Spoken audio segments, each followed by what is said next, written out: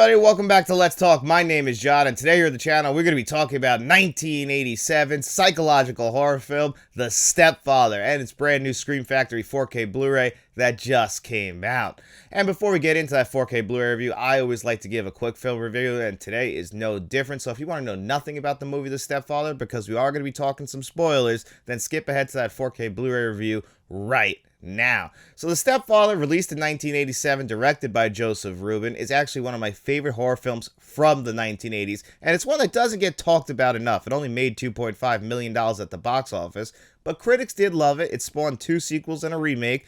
The remake's fine. You can ignore the sequels. I think that this movie, though, In a Bubble, is one of the best horror movies of the 1980s. I included it on my list of the top 10 horror films of the 1980s, and a lot of that is on Terry O'Quinn's shoulders as the title character, the Stepfather. At the very beginning of this movie, with one of my favorite opening scenes in a horror movie, because there's no dialogue, but we learn everything we need to know about this psychopath, this serial killer. We just see Terry O'Quinn's character looking in the mirror. He's got this dirty beard. He's got blood on his face. And we're like, what the fuck is going on? And this is where we get introduced to that great cinematography in this movie. Because Terry O'Quinn's character, the Stepfather, the thing about him is, and the reason why we see him doing all this and then going downstairs and seeing just this brutal scene of murder and him just being totally out of whack with reality, picks up the chair, puts the phone back on the hook, tidies up a little bit and just walks right out the front door whistling, even though we know that he just killed his entire family. And we learn a little bit more about that as it goes on.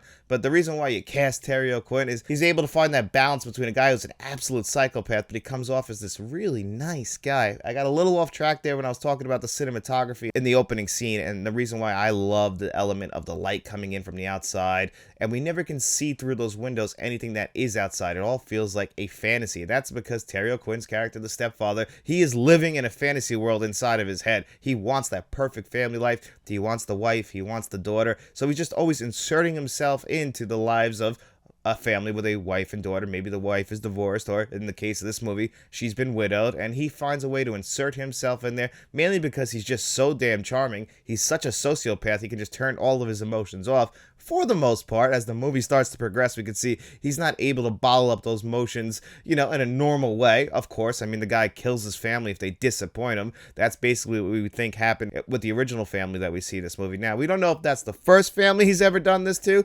I don't think so. I think he's got it down to a pattern, and it's funny because it's not funny, but it's really sad.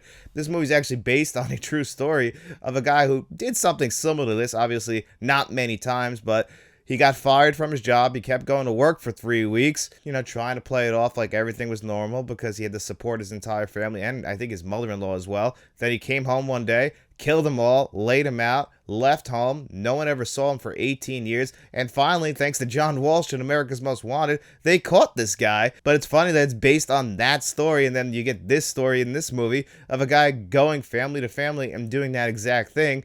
But Terry O'Quinn, man, in this movie, and just how he's able to capture that perfectly, of being so charming. Everybody loves him. He loves to schmooze. He wants to make sure that he gives off this image that he is trying to make other people perceive of him. That's what he really wants. He wants to be that perceived family man going to work every day. We got the white picket fence. We got the dog. Everything is great. But for some reason, he can't do it himself. He gets really jealous when he sees other families doing it. It drives him nuts. That's why his daughter Stephanie in this movie, or I guess his stepdaughter as they keep pointing out, she's really the one that's on to him. And, this isn't a perfect film. And a lot of that I do feel like falls on some of the acting. Terry O'Quinn is great in this movie.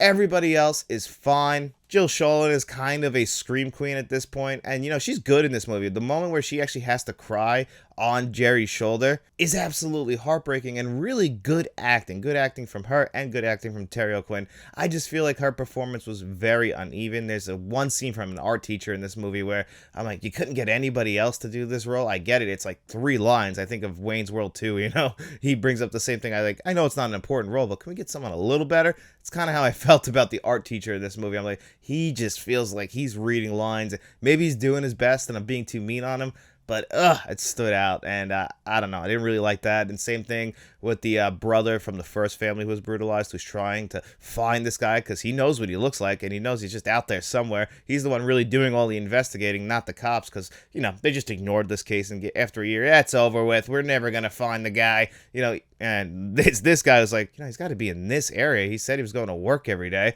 but that actor as well, not really the best. Next time, Jim, call before you drop by.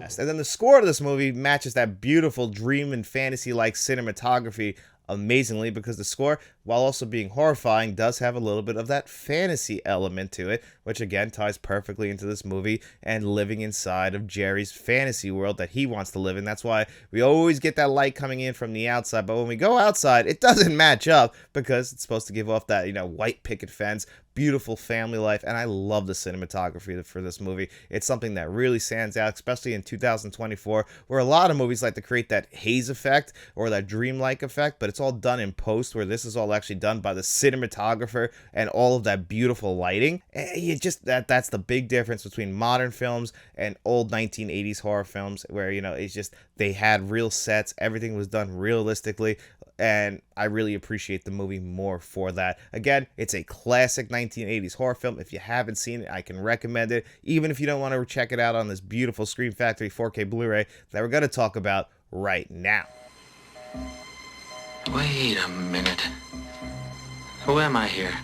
So here it is, the Scream Factory 4K Blu-ray release of The Stepfather, and because I love this movie so much, I could not wait for it to come to 4K Blu-ray, and this is going to be presented in HDR10 and Dolby Vision, and we're going to start it off with the visuals because this is actually one of the rare times where I felt like the Dolby Vision was actually noticeably better than the HDR10, and I kind of feel like they knew that because they put it right on the back of the box, presented in Dolby Vision. So it's very rare where I'll bring up that Dolby Vision looks better or HDR10 looks better than the other. Usually they're very, very comparable, but I felt like the Dolby Vision actually was better than the regular HDR10, especially when you go from Blu-ray to HDR10 to the new 4K Blu-ray presentation in Dolby Vision, where each one is getting progressively better, even though they are all coming from that new 2024 scan, because the Blu-ray will have that new 2024 scan, despite the fact that Shout Factory did the previous release of The Stepfather. You'll get the brand new 4K scan with the Blu-ray as well, which I know a lot of other people out there appreciate, who are just going to grab this for the Blu-ray and maybe hold on to the 4K Blu-ray.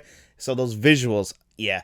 I didn't find this movie when I was younger. This isn't one that I kind of grew up with. This is actually one I saw pretty recently, and I fell in love with the movie just so fast. Again, Terry O'Quinn is the reason why you see this movie, because of his incredible performance. I mean, he's most known now for John Locke on Lost, but this is actually the second movie that I've talked about Terry O'Quinn in a week, in the same week. I mean, actually within 2 days of each other, because we just talked about him in Young Guns. He's great in that movie. The guy really is a chameleon. I can see why they would cast him in this movie. Every role he's in, he looks different. Always has the same sounding voice, but he looks different. But I'm getting off topic again, and I just love this movie so much, guys. And I'm forgetting about how good these visuals are. So when we do get to that Dolby Vision and we get that beautiful HDR, high dynamic range, fleshing out the colors of this movie, it's not something that would stand out when you previously saw this movie. I didn't come to it until the previous few years, but I don't remember how this movie ever looked in the past. I imagine it looked pretty bad on VHS, which, might also add to the charm.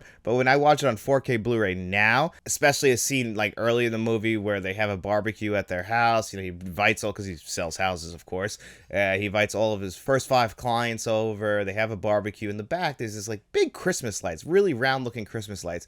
I never noticed them in the previous times I watched this movie. But now when I watch the movie, I was like, wow, that stuff really stands out. Your eyes get drawn to it. The ridiculous sweater that Jerry's wearing at that party, the way it's sewn and stuff, it's kind of got it's black here, but then it's got blue pieces of whatever the hell material that is. And, again, stuff your eyes get drawn to. At one point, you notice that Jerry's gold watch he's wearing, you could just notice all of the material on it. Oh, the 5 o'clock shadow. I mean, as far as the 4K visuals go, stunning. I would say up there with The Dead Zone, which came out last year on 4K Blu-ray. Very similar transfer to that. They came out actually around, in the 1980s. They have very similar looks to them, taking place in autumn. Really got that spooky season feel feel of this one. Dead Zone's more winter, but this does feel like a spooky season movie. Leaves falling, and it all looks so beautiful on 4K Blu-ray. The visuals are definitely the standout of this entire release. As far as the packaging goes, pretty standard. You get a slipcover here. Sometimes they won't even give you the slipcover for these. I'm really happy they did.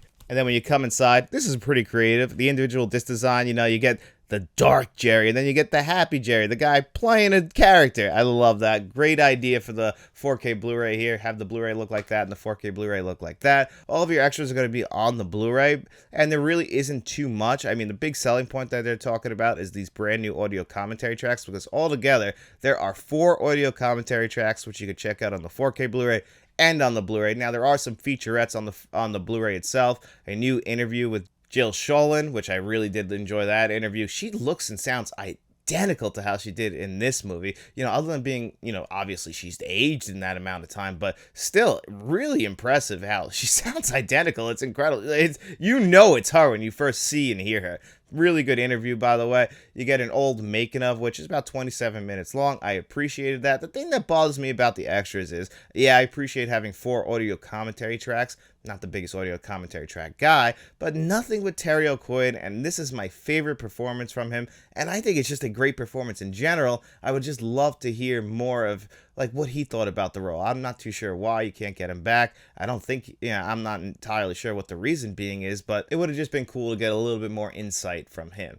And then the audio. The audio I know is going to disappoint some people. Yeah, we get those 4 audio commentary tracks, but there is only one audio track on here. It's a DTS HD 2.0 mono track. That's the only track you can have on here, and that's the one you would have on the 4K Blu-ray.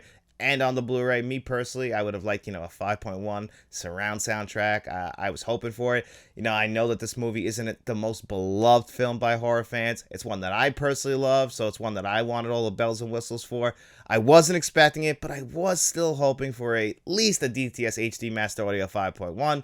We didn't get it. How is that mono track? It is fine. Everything comes in crisp and clear. That beautiful score that I like for this movie that really matches the tone of the movie comes in clear, so I don't really have too much complaints about it. I just wanted a little bit more. And overall, this is a good 4K Blu-ray from Scream Factory. The visuals really stand out. The extras, they are more than fine, especially if you're an audio commentary track fan. You are going to be eating good in the neighborhood. The audio, I did expect a little bit more, and I think that does bring down the value of this 4K Blu-ray down a little bit, because right now it is still $32.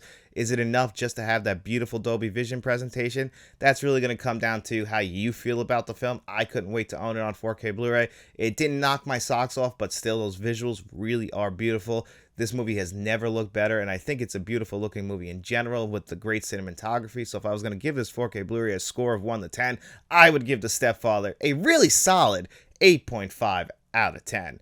And guys, thank you for being here with me on another episode of Let's Talk. If you enjoyed it, make sure you guys hit that like button, hit that subscribe button, share this video if you could. We also have channel memberships, so if you want to become a friend of the channel, a producer like John Doe Juggalo or Jason Martin, or even a channel director like Mr. Smelly Potato and Frank from Frank's Media Reviews, you can look for all that information in the description below. But if you got no money to throw away, guys, don't you worry at all. We just hope you enjoyed this video, and if you did, get out in those streets and tell your friends about us, and then we'll be seeing you around.